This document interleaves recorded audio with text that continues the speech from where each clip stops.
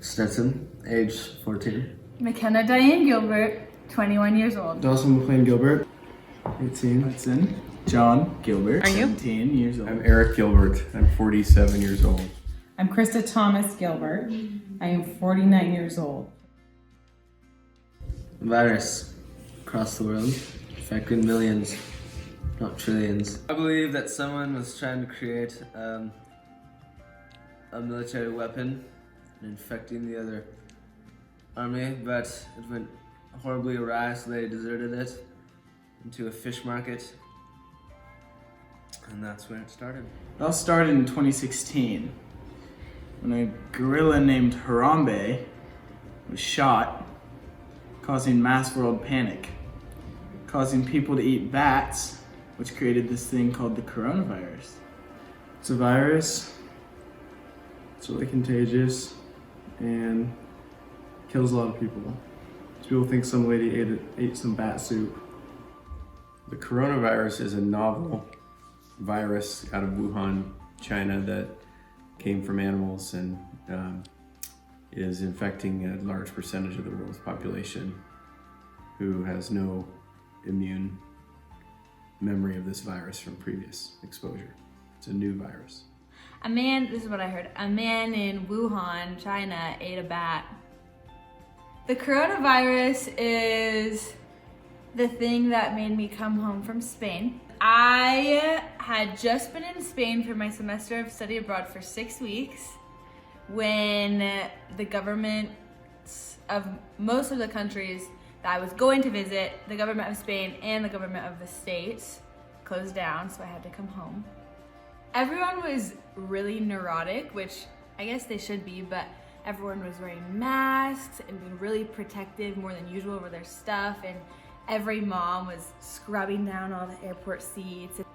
If anyone was coughing, there was like a 20-foot radius around them. I actually spent 3 days in the airport, and on the screen, all I see are flights to Barcelona being canceled because Barcelona was a hotspot for the virus.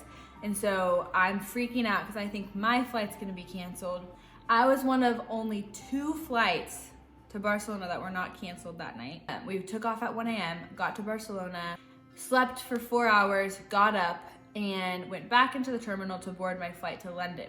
And she said, okay, where are you flying through? And I said, Phoenix. And she said, you can't fly through Phoenix. And I said, okay, but I have to fly through Phoenix. And she said, no, there's no testing centers there. And I said, okay, well, can you reroute me? And she said, no. And I said, I'm just gonna go to London, try to figure it out there because I have to get out of Spain.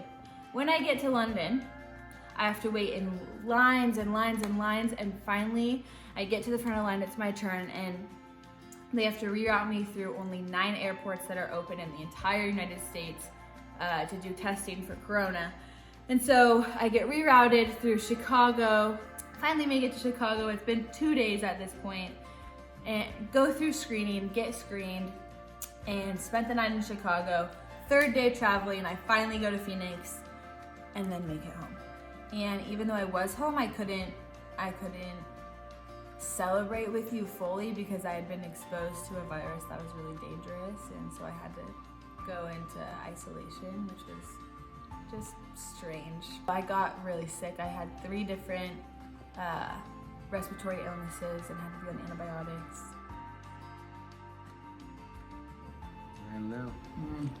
Probably another 3 months. I think we will be in quarantine on lockdown until the end of May, beginning of June.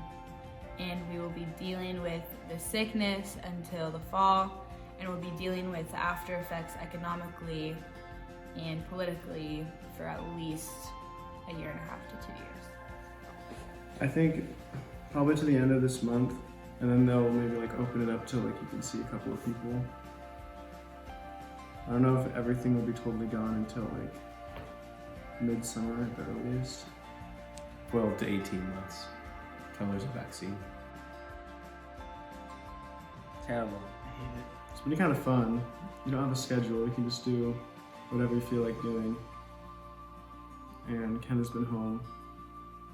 And you can stay up as late as you want and wake up as late as you want. I am a total homebody, so actually quarantining has not been hard for me, especially because the benefit is I've had everyone home, which that was not expected, and certainly I never anticipated that we would have this bulk time with our oldest Kenna being home as well. So in a lot of ways, for me, it's been an incredible gift. I think pretty much all colleges are closed at this point, all schools. A lot of my friends are starting to slowly come back, but they're all doing online classes. Everyone's doing online classes. A lot of my friends that are seniors missed their student teaching, are missing their graduation, are missing the last moments of their educational career, really. Because your senior year of college is what you've been aiming towards since you were in kindergarten. So it's kind of a bizarre thing that's affecting everyone. Oh, it's a complete game changer for all aspects of medical practice right now. So we haven't seen a big caseload, but we might as well have because of all the preparations that's been made. Our clinic is shut down. One of our 2 clinics is shuttered. Probably 20 of our 25 employees are furloughed or working very few hours. We're seeing patients over the internet now instead of in person, and at a reduced number. We're not doing any surgeries that are emergencies. We're trying to conserve personal protective equipment so that if our hospital gets hit, there will be enough supplies for people that help take care of patients who actually have the virus. I think we will see a little spike at some point, but it doesn't look like it will be a big spike, and I think because of the staggered time of when that's happening versus some of the bigger cities, we should be fine. Well, New York's been the epicenter of the epidemic, and high population density, and it was before social distancing restrictions were in place there or in the rest of the country, so they bore the brunt of this, and it's been difficult, I think, for a lot of healthcare providers. Stressful, not enough protective gear. You know, they're talking about doing things like having a funeral or cemetery in Central Park because of the number of bodies are overwhelming the morticians, things like that you would never have conceived could happen in our country. The government has really mobilized to try to provide relief for individual people and also for small businesses, including medical practices, but I think it's going to fundamentally change medical practice. I think it won't surprise me if this moves us toward a more internet-based, video-based medical delivery system. For a lot of things, it may push us into a universal healthcare situation. I think it might be hard to want to resume private practice under a small business situation where you don't know if this could happen again without some other additional protections in place. So the future's a little bit unknown right now. I think we'll know a lot more in the next weeks or months. You have no idea if you're at risk or not. And I think that makes it really scary. When we come home, we actually have a system where we're disinfecting all the groceries. I carry wipes with me everywhere. I am constantly cleaning things. If I go out of the house at all, I'm trying not to touch anything, and I'm definitely trying not to touch my hand to my mouth or my face in any way. Yeah, I feel like it's, on one hand, you want to be like ultra responsible, but you also don't want to fall into fear. But that's also spiritually where my faith comes in, and where ultimately we have to give it over to the Lord, knowing that this is not our home. One of the hardest things is that people die alone. I read a story the other day of a family singing over their mom while she passed away on the screen, and it's heartbreaking. And yet this is Easter, and it's a time where we know that what people are suffering is no different than our Lord suffered. And Jesus has walked this road, and he comforts us in it, and he walks with us in it. We're all on the clock.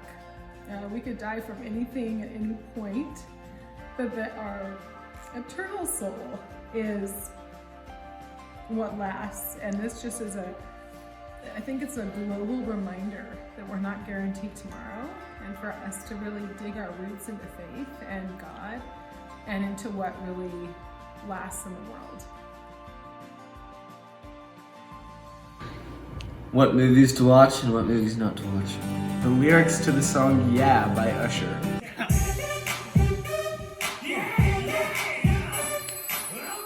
I think in a way it has bonded the world together in a way that can't happen unless there is some sort of tragedy that we all feel.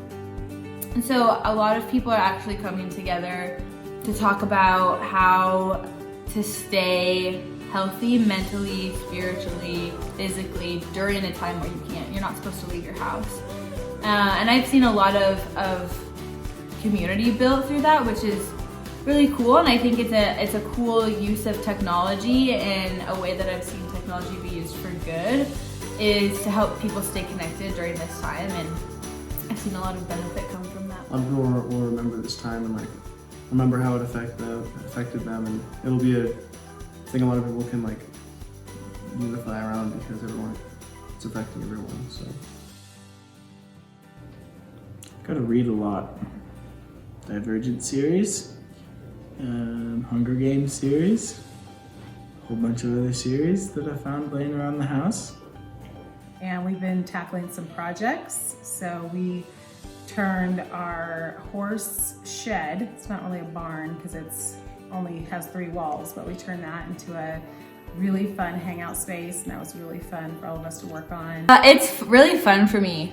I haven't had this much time with them, this much concentrated time with them in years, in a long time. So it's been really fun, and I've been able to do individual things with each of them. I was talking to my housemates about this yesterday.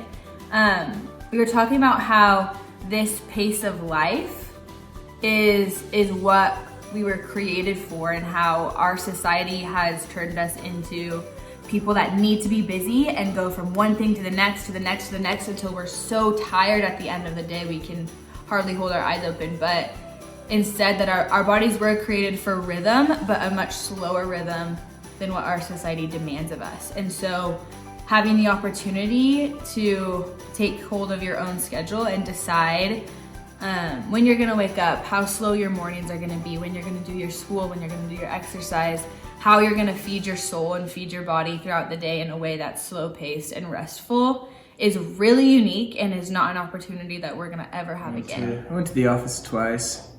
St. Joseph's, even though it's in they're fine, they're fine medical office. I felt like Jim from The Office.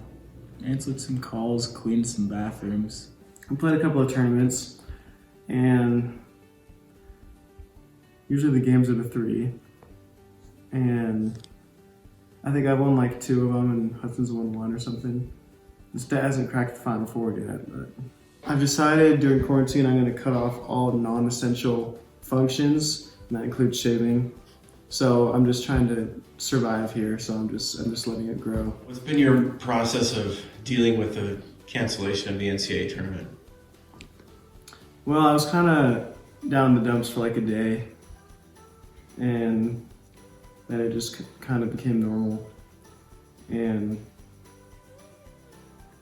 I don't know, there's nothing you can really do to try to cheer someone up after March Madness has been canceled, but gotta wait it out. And let's make next year all the more worth it. Sold Truckee, the long, faithful steed of our family, is no longer with us anymore. I'm very sad to say, but yeah, we sold Truckee. To care for those less fortunate than us, even though we're going through hard times as well.